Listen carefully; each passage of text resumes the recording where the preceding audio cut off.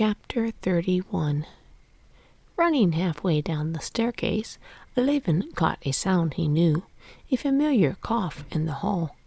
But he heard it indistinctly through the sound of his own footsteps, and hoped he was mistaken. Then he caught sight of a long, bony, familiar figure, and now it seemed there was no possibility of mistake, and yet he still went on hoping that this tall man taking off his fur coat and coughing was not his brother Nikolay. Levin loved his brother, but being with him was always a torture. Just now, when Levin, under the influence of the thoughts that had come to him, and Agafia Mihalovna's hint, was in a troubled and uncertain humor, the meeting with his brother that he had to face seemed particularly difficult. Instead of a lively, healthy visitor, some outsider who would, he hoped, cheer him up in his uncertain humor, he had to see his brother, who knew him through and through, who would call forth all the thoughts nearest his heart, would force him to show himself fully, and that he was not disposed to do. Angry with himself for so base a feeling, Levin ran into the hall. As soon as he had seen his brother close, this feeling of selfish disappointment vanished instantly, and was replaced by pity. Terrible as his brother Nikolay had been before in his emaciation and sickliness, now he looked still more emaciated, still more wasted. He was a skeleton covered with skin. He stood in the hall, jerking his long, thin neck and pulling the scarf off it, and smiled a strange and pitiful smile. When he saw that smile, submissive and humble, Levin felt something clutching at his throat. "You see, I've come to you," said Nikolay in a thick voice, never for 1 second taking his eyes off his brother's face. "I've been meaning to for a long while, but I've been unwell. Now I'm ever so much better," he said, rubbing his beard with his big, thin hands. "Yes," answered Levin, and he felt still more frightened when, kissing him, he felt with his lips the dryness of his brother's skin, and saw close to him his big eyes, full of a strange light. A few weeks before, Konstantin Levin had written to his brother that through the sale of the small part of the property that had remained undivided, there was a sum of about 2,000 rubles to come to him as his share. Nikolay said that he had come now to take the money and, what was more important, to stay a while in the old nest, to get in touch with the earth, so as to renew his strength like the heroes of old for the work that lay before him. In spite of his exaggerated stoop and the emaciation that was so striking from his height, his movements were as rapid and abrupt as ever. Levin led him into his study. His brother dressed with particular care, a thing he never used to do, combed his scanty, lank hair, and smiling went upstairs. He was in the most affectionate and good-humored mood, just as Levin often remembered him in childhood. He even referred to Sergei Ivanovitch without rancor.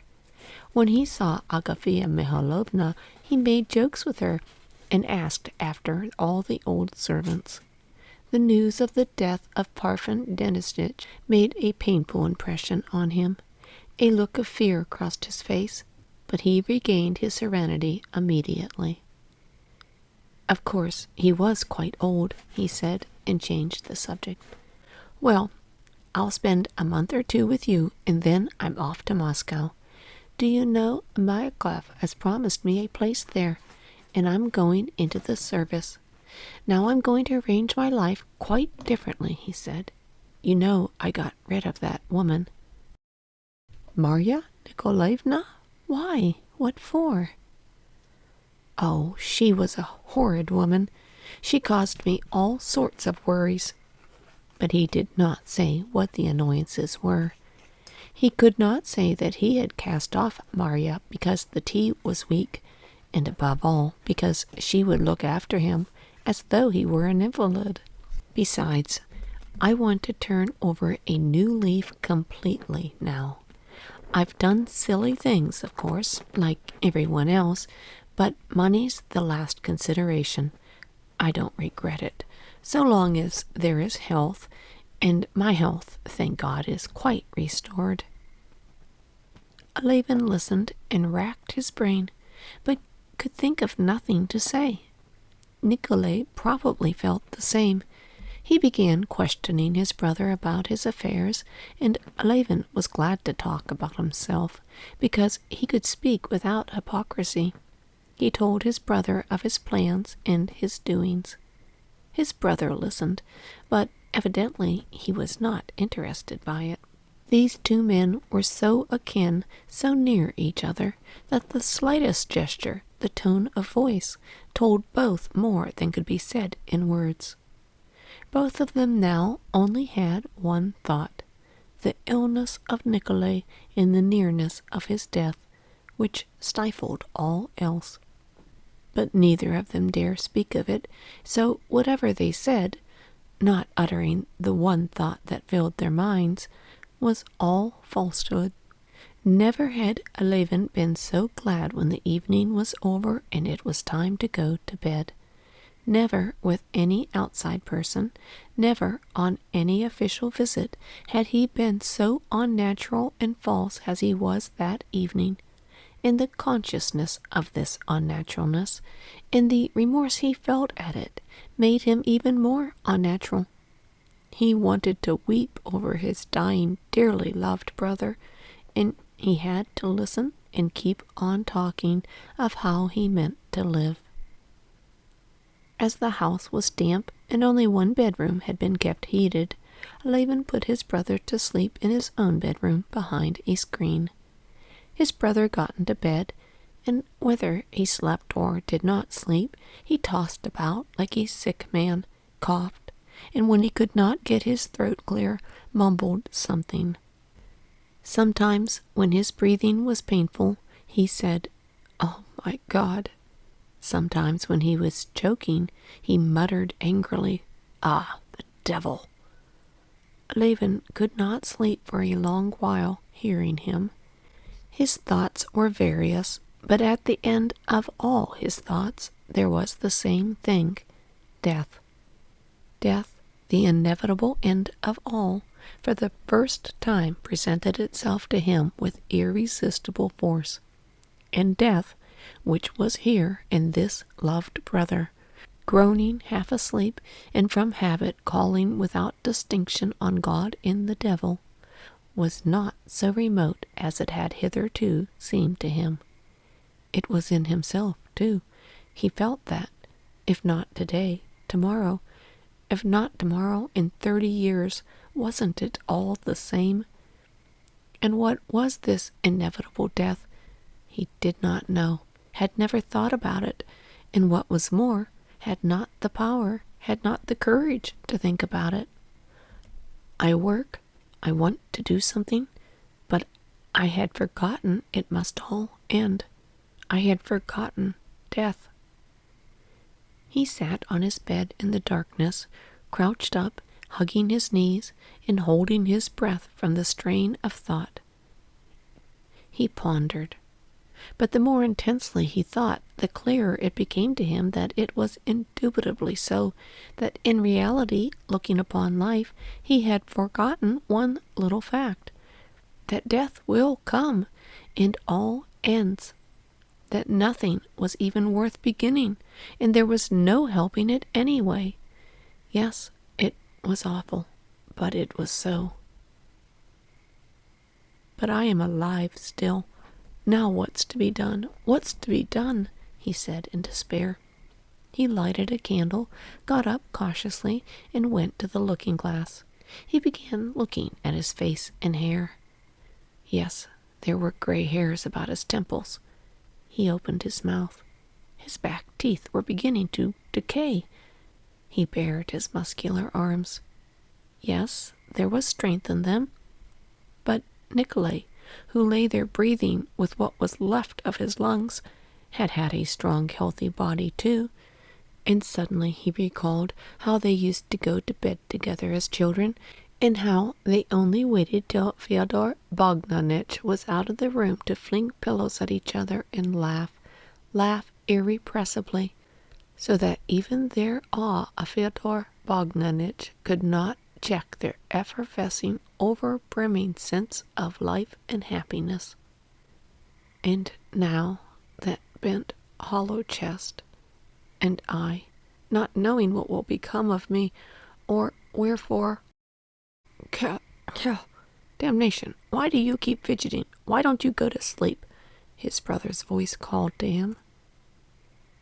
Oh, I don't know. I'm not sleepy. I have had a good sleep. I'm not in a sweat now. Just see, feel my shirt. It's not wet, is it? Levin felt, withdrew behind the screen, and put out the candle. But for a long while he could not sleep. The question how to live had hardly begun to grow a little clearer to him when a new insoluble question presented itself. Death. He's dying. Yes, he'll die in the spring. And how to help him?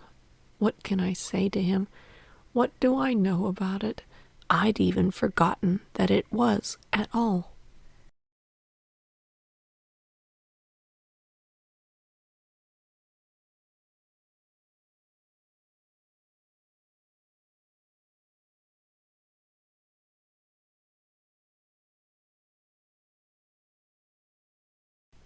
Chapter 32. Levin had long before made the observation that when one is uncomfortable with people from their being excessively amenable and meek, one is apt very soon after to find things intolerable from their touchiness and irritability. He felt that this was how it would be with his brother, and his brother Nikolay's gentleness did in fact not last for long. The very next morning he began to be irritable, and seemed doing his best to find fault with his brother, attacking him on his tenderest points. Levin felt himself to blame, and could not set things right.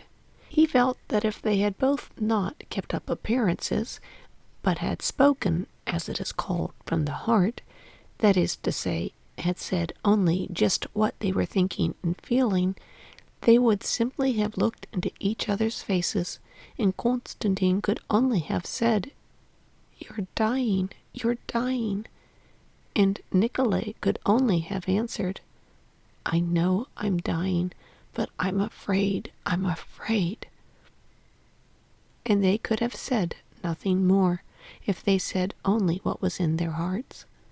But life like that was impossible, and so Konstantin tried to do what he had been trying to do all his life, and never could learn to do, though, as far as he could observe, many people knew very well how to do it, and without it there was no living at all.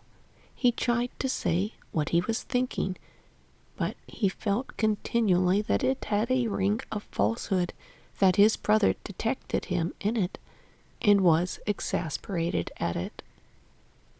The third day, Nikolay induced his brother to explain his plan to him again, and began not merely attacking it, but intentionally confounding it with communism. "You've simply borrowed an idea that's not your own, but you've distorted it and are trying to apply it where it's not applicable. But I tell you it's nothing to do with it. They deny the justice of property, of capital, of inheritance, while I do not deny this chief stimulus." Levin felt disgusted himself at using such expressions, but ever since he had been engrossed by his work, he had unconsciously come more and more frequently to use words not Russian. "All I want to do is regulate labor," which meant you've borrowed an idea, stripped it of all that gave it its force, and want to make believe that it's something new, said Nikolay, angrily tugging at his necktie. "But My idea has nothing in common. That, anyway, said Nikolay Levin with an ironical smile, his eyes flashing malignantly. That has the charm of, what's one to call it, geometrical symmetry, of clearness, of definiteness. It may be a utopia, but if once one allows the possibility of making all the past a clean slate, no property, no family, then labor would organize itself. But you gain nothing. Why do you mix things up? I've never been a communist. But I have, and I consider it's premature, but rational, and it has a future, just like Christianity in its first ages. All that I maintain is that the labor force ought to be investigated from the point of view of natural science. That is to say, it ought to be studied, its qualities ascertained. But that's an utter waste of time. That force finds a certain form of activity of itself according to the stage of development. There have been slaves first everywhere, then métayers, then the half-crop system, and then the rent, and then the day laborers. What are you trying to find? Levin suddenly lost his temper at these words, because at the bottom of his heart he was afraid that it was true that he was trying to hold the balance even between communism and the familiar forms, and that this was hardly possible.